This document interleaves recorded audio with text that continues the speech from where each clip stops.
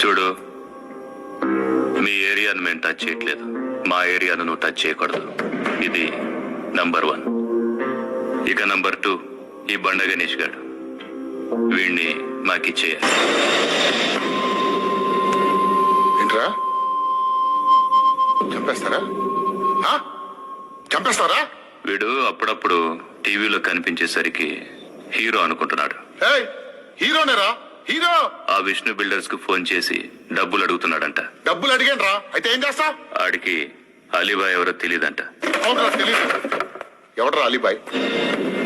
ఎవడ్రా అలీబాయ్? రాయ్ గురు, ఎవడ్రా అలీబాయ్? గురు बैठो बैठो गुरु.